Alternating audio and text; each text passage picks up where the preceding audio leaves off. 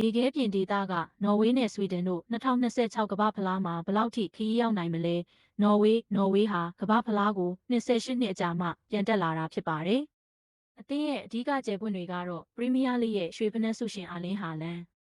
ချန်ပီယံအာဆင်နယ်ရဲ့ဖန်တီးရှင်မာတင်အိုဒီဂတ်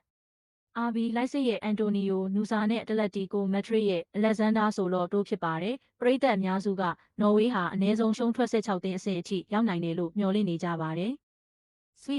ဒင်ကတော့ရှုံးထွက် play-off ကနေကမ္ဘာဖလားဝင်ခွင့်ရခဲ့တာဖြစ်ပါတယ်။အသင်းရဲ့အဓိကကစားသမားတွေကလီဗာပူးတို့ရဲ့အလက်ဇန်ဒါအီဆက်နဲ့ချန်ပီယံအာဆင်နယ်ရဲ့ရှေ့တန်းကဗစ်တာယောဂရက်စ်တို့ပဲဖြစ်ပါတယ်။ဒါပေမဲ့ဆွီဒင်ရဲ့ group ကခက်ခဲနေပြီး Netherlands, Japan, Tunisia တို့နဲ့တွေ့ဆုံရမှာဖြစ်ပါတယ်။ခန့်မှန်းချက်လက်ရှိအင်အားကိုကြည့်ရင်နော်ဝေးကကွာတားဖိုင်နယ်အထိရောက်နိုင်ခြေရှိပြီးဆွီဒင်ကတော့ရှုံးထွက်အဆင့်ရောက်ရင်တောင်အောင်မြင်မှုကြီးလို့ပြောနိုင်ပါတယ်။တင်ကရောနော်ဝေးနဲ့ဆွီဒင်တွေကဘယ်အသင်းပိုအောင်မြင်မှုရမယ်လို့ထင်လဲ။ခမက်မှာရေးခဲ့ပါ